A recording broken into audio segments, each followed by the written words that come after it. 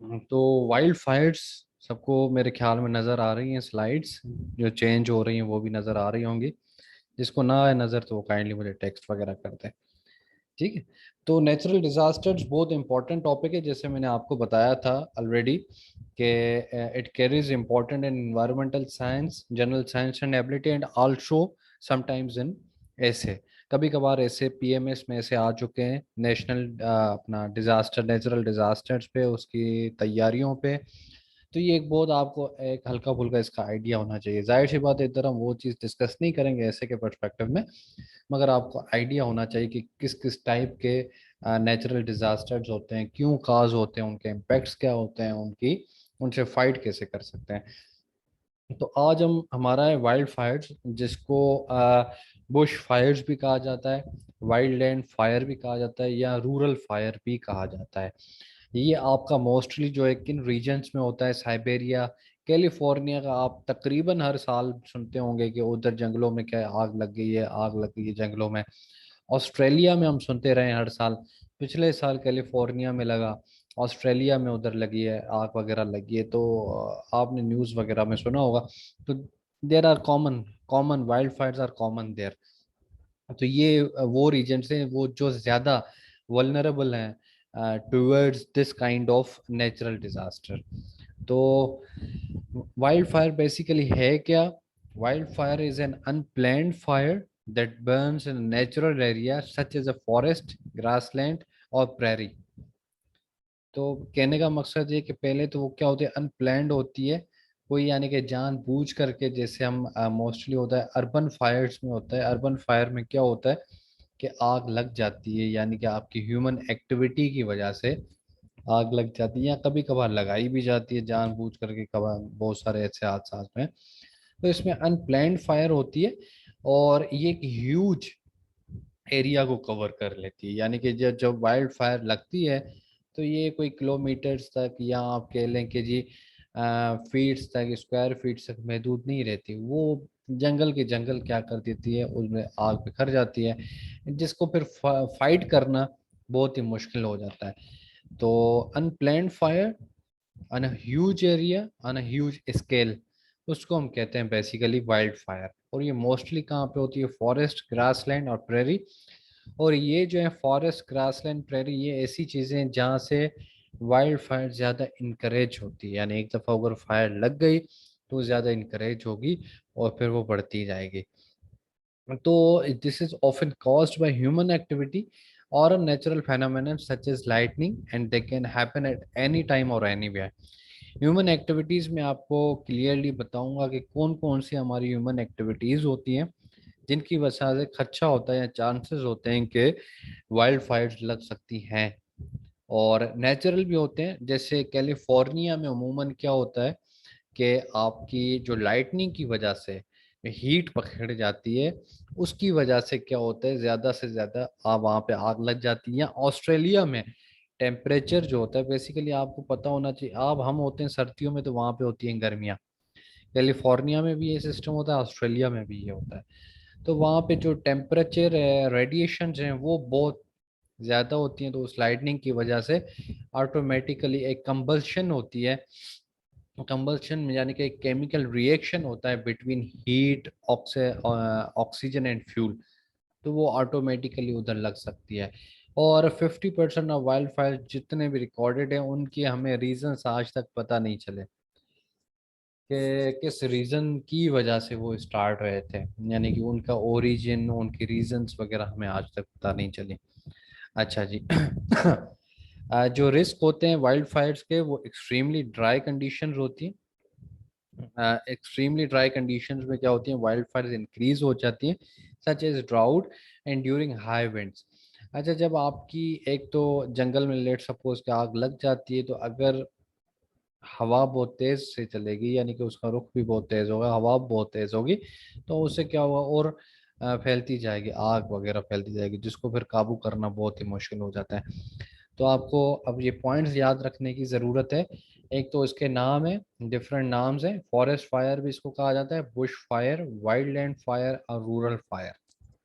ठीक है। देन आपका आ जाता है कि इसकी डेफिनेशन पे हम अगर बात कर लें तो इसकी डेफिनेशन क्या है, वाइल्ड फायर अनप्लैंड होती है, ठीक है, और मोस्टली जो है वो नेचुरल एरियाज जैसे such as forest, grassland and prairie, इनमें होती है फायर। देन आपकी ये ह्यूमन एक्टिविटी की वजह से भी होती है और नेचुरल उसकी वजह से भी होती है। नेचुरल में आपकी लाइटिंग आ जाती है, ह्यूमन एक्टिविटी में कैंप फायरिंग हो गई, आप कर लें, स्मोकिंग हो गई। तो उसमें ये क्या होता है, रीजन उसकी क्या होती है, कंबल्शन होती है। बेसिकली कंबल्शन क्या होती है, उसमें ऑक्सीजन केमिकल रिएक्शन होता है between oxygen, heat and fuel. और 50% जितने भी आज तक हुई हैं उसमें हमने 50% का अंदाजा नहीं लगा पाए कि वो स्टार्ट कैसे हुई थी। जब आपका स्टार्ट का आपको पता नहीं होता तो आप उनको कंट्रोल करने में भी आपको फिर मुश्किलात होती हैं। तो मोस्टली नेचुरली वजूहात होती हैं उसमें। देन आपकी ये इसका रिस्क और बढ़ जाता है अगर वो कंडीशंस वहाँ पे क्या होती हैं, ड्राई कंडीशंस होंगी और ड्राउट वगैरह होंगे या हाई विंड्स होंगी, तो उसकी यानी कि फैलने का रिस्क बहुत बढ़ जाता है। ठीक हो गया जी। अच्छा, how does a wild fire starts, जैसे मैंने आपको बताया ये क्या ह्यूमन एक्टिविटीज़ हैं। इनको हम अगर आप साइंटिफिक टर्मिनोलॉजी या जनरल साइंस में अगर आप यूज़ करना चाह रहे हैं वो टर्मिनोलॉजी, तो वो एंथ्रोपोजेनिक होती है। एंथ्रो, फिर आपका आ जाएगा POGENIC, एंथ्रोपोजेनिक एक्टिविटीज़। वो ये है, कैंप फायर्स हो गई, स्मोकिंग की वजह से हो गया, बर्निंग डेब्रीज, कचरा वगैरह हम क्या करते हैं जलाते हैं, तो उसकी वजह से भी अगर उन एरियाज में फॉरेस्ट वगैरह में अगर आप ऐसी हरकतें कर रहे हैं तो फिर चांसेस बढ़ जाते हैं वाइल्ड फायर के। लाइटनिंग की वजह से होता है, फायर वर्क्स की जो पटाखे वगैरह हम छोड़ते रहते हैं तो उनकी वजह से भी होता है। अच्छा, इनके इम्पैक्ट्स क्या हैं बेसिकली इनके इम्पैक्ट्स काफ़ी खतरनाक होते हैं। जैसे हम डिस्कस कर लेते हैं कि सबसे पहला इनका इम्पैक्ट होता है वो होता है इन्वायरमेंट पे होता है। क्योंकि फायर हमेशा जब भी रिलीज होगी तो वो अपने साथ जो huge quantities of carbon dioxide and carbon monoxide को रिलीज करती हैं, जो कि हमारे फिर एटमॉस्फेयर में क्या होते हैं उनके लिए बहुत नुकसानदेह होती हैं। मैंने आपको क्लाइमेट चेंज वाले लेक्चर में बताया था कि ये ग्रीन हाउस गैस है बेसिकली कार्बन डाइऑक्साइड, और ये जब रिलीज होती है तो ये एटमॉस्फेयर में स्टोर हो जाती है। जब वो स्टोर हो जाती है, उधर फंस जाती है, तो फिर जो अल्ट्रा वायलेट रेडिएशन हैं वो उनको फिर वो एब्जॉर्ब कर लेते हैं, जिसको हम क्या कहते हैं, ग्रीन हाउस गैस इफेक्ट कहते हैं, जिसकी वजह से हमारी global warming day by day ज़्यादा होती रहती है। तो सबसे पहले तो ये क्लाइमेट चेंज हमारा वर्सन कर रही है, काफ़ी ग्लोबल वार्मिंग को इंक्रीज कर रही है। फिर हम दुनियावी उस पर आ जाए नीचे, तो डिस्टर्ब ट्रांसपोर्टेशन, कम्युनिकेशंस एंड आपकी जो पावर सप्लाई जैसे इलेक्ट्रिसिटी, गैस सप्लाई वगैरह, वाटर सप्लाई, ये डिसरप्ट हो जाती हैं। आपने मोस्टली सुना होगा या देखा होगा जब भी कैलिफोर्निया में, ऑस्ट्रेलिया में लगती हैं तो उधर जो मामूल ज़िंदगी है वो बिल्कुल ही बिखर जाता है, यानी ख़राब हो जाता है। तो इस वजह से डिसरप्ट हो जाती हैं। अच्छा जी, एयर क्वालिटी वर्सन हो जाती है, loss of property, crops, resources, animals. आप इसको सादा अल्फाज में life, lost life and property आप कह सकते हो कि वो तो ऑब्वियस जितने भी नेचुरल डिजास्टर है, मैंने कल भी आपको बताया, तो वो अपने साथ खुद ये कैरी करते हैं। ये जो कॉमन इम्पैक्ट्स हैं, लॉस, इकोनॉमिक लॉसेस हो गए, लॉस्ट प्रॉपर्टी एंड ये पीपल, वो तो होते ही। अच्छा, इनके साथ साथ जो इसके साथ जुड़े हुए हैं वो बाकी नेचुरल डिजास्टर्स में ये था कि वो पर्टिकुलर एक एरिया को इम्पेक्ट करते हैं, मगर इसमें जैसे मैंने आपको बताया कि ये एक एटमॉस्फेयर के लिए हमारे लिए नुकसानदेह है। तो जब एटमॉस्फेयर के लिए नुकसानदेह होती है तो उसका जो इम्पैक्ट है वो लिमिटेड इम्पैक्ट नहीं रहता, उसका इम्पैक्ट बढ़ जाता है काफ़ी। ठीक है, तो ये उससे क्या होते हैं, हेल्थ इश्यूज होते हैं, और including respiratory and cardiovascular problems जो है वो ज़्यादा से ज़्यादा बढ़ जाती हैं। इधर मैंने एड ऑन की हुई है, वर्ल्ड हेल्थ ऑर्गेनाइजेशन की तरफ से एक रिपोर्ट दी गई हुई थी, जो कि आप अपने आंसर में एड ऑन करके अपने आंसर को खूबसूरत और फैक्ट बेस्ड आंसर बना सकते हो। तो wild fires and volcanic activities affected 6.2 million people between 1998 to 2017 with 2400 attributable deaths। तो आप ये समझ लें कि वाइल्ड फायर्स की वजह से क्या हुआ, 2400 डेथ्स हुई हैं जस्ट थ्रू अ सिंगल काज। ठीक है, सिंगल काज की वजह से 2400 डेथ हुई हैं, और जो अफेक्टेड पीपल हैं वो है 6.2 मिलियन।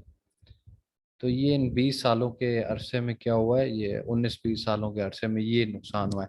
और ये वो नुकसान हुआ है जो हमने क्या किया है, जो मैयर कर सके हम, या जो रिपोर्ट हुआ है। बाकी और इससे इनडायरेक्ट नुकसान पता नहीं कितने हुए होंगे जो कि रिकॉर्ड नहीं हो सके। ठीक है, तो ये इम्पैक्ट से वाइल्ड फायर आपने समझ लिया, उनके काजेज को आपने समझ लिया, उनके आपने इम्पैक्ट्स को समझ लिया। हमेशा जब भी आप, एक मैं आपको चीज बता दूं, जब भी अगर आप कोई आंसर, इवन तो ऐसे, मोस्टली एसेस का भी स्ट्रक्चर यही होता है कि आपको काज डिफाइन करना होता है, काजेस क्या होते हैं, उसके इम्पैक्ट्स क्या होते हैं, उसके लिए सॉल्यूशंस क्या होती हैं। तो अगर आप कोई भी आंसर भी लिख रहे हो, छोटे पैमाने पे भी लिख रहे हो, तो उसकी कंप्रीहेंसिव अगर आपने उसको अटेम्प्ट करना है, एक तो होता है कि 1-2 नंबर का हो तो फिर तो आपको इतना कंप्रीहेंसिवली नहीं लिखना होता। अगर आपका 5 नंबर का है तो आप पॉइंट फॉर्म में उसको इस तरह से आपने उसके कॉजेज भी थोड़े से डिस्कस करने हैं, उसके इम्पैक्ट्स भी डिस्कस करने हैं, और थोड़ी बहुत उसके जो है अल्टरनेटिव्स या रिकमेंडेशंस उसके लिए दे देनी है, या तरीक़ेकार बता देना है, रोड मैप दे देना है।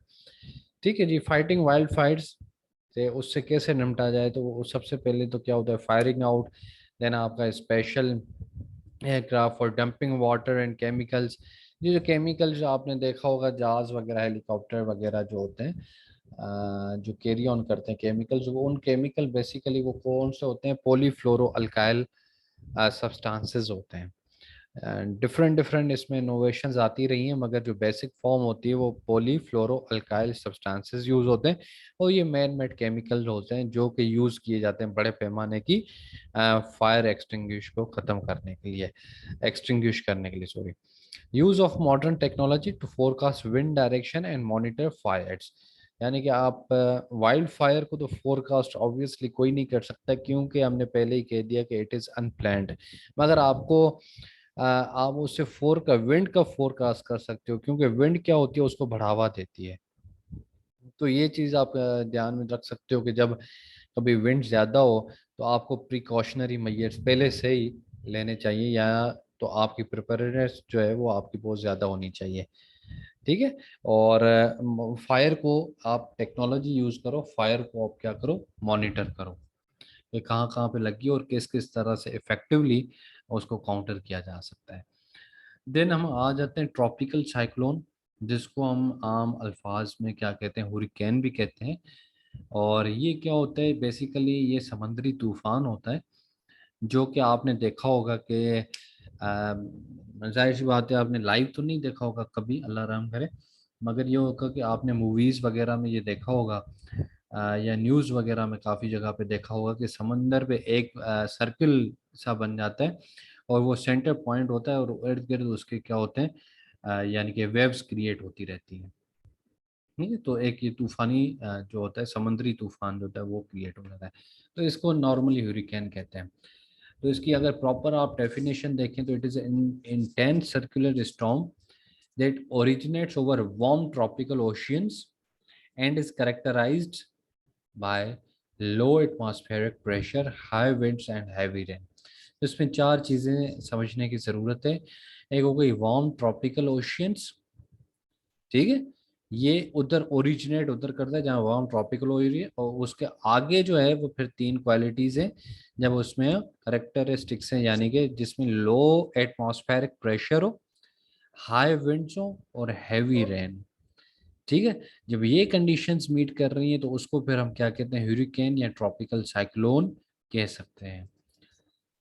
These are compact storms whose winds swirl around a central region of low atmospheric pressure। जैसे मैंने आपको अभी बताया कि आपने ऐसी देखा होगा, तो एक सेंट्रल पॉइंट पे वो क्या होती है, मर्ज होती हैं सारी, जो आपकी वेव्स है वो मर्ज होती रहती है ड्यू टू विंड।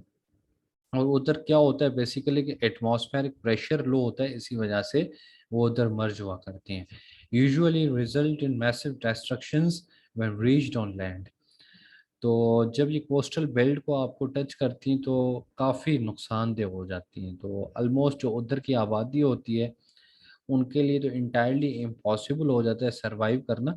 तो क्या होता है, तो आपकी मास माइग्रेशन हो जाती है, और आपका जो एक समुद्री हैबिटेट है, बायोडाइवर्सिटी है, वो आपकी हर्ट हो जाती है काफ़ी। और अगर वो उसकी इनकर्जन हो जाती है आपकी लैंड पे, तो ये भी एक किस्म के हवाले से आपकी जो लैंड है अर्बन एरियाज में भी इसकी इन्वॉल्वमेंट हो सकती है। अच्छा, इसके इम्पैक्ट क्या है? Storm surges, floods, winds, economic losses. Economic losses तो ऑब्वियस है। तो इस वजह से क्या होता है, जब आपकी लो एटमॉस्फेरिक प्रेशर में आपकी विंड्स एक्यूमुलेट हो रही है या आपकी वेव्स एक्यूमुलेट हो रही हैं, तो वो फिर जन्म दे सकती हैं एक नए विंड स्ट्रक्चर को। जैसे आपने उमूमन सुना होगा, मौसमियात वाले कहते रहते हैं कि अब गर्मी बढ़ेगी या कम होगी क्योंकि समुद्री हवाएं लगने वाली हैं। तो समुद्री हवाएं जो है वो जन्म लेती है इनसे। तो ह्यूरिकेन्स नॉर्मली आते रहते हैं, लो पैमाने पे आते रहते हैं, और कभी इतने बड़े पैमाने पे इधर तो नहीं आते, अल्लाह रहम करे। तो इनसे क्या होता है कि विंड्स जन्म लेती हैं और फ्लड्स हो सकते हैं, स्टॉर्म, तूफान वगैरह। जब विंड्स बहुत एक्सट्रीम पे चले जाएंगी तो इधर ज़मीन पे भी तूफान का खदशा हो सकता है। आ जाते हैं हम जी डिज़ास्टर मैनेजमेंट। अब ये तो हमने डिज़ास्टर्स तो हमने डिस्कस कर लिए कि क्या क्या नेचुरल डिज़ास्टर्स हैं। अब हम डिस्कस कर लेते हैं।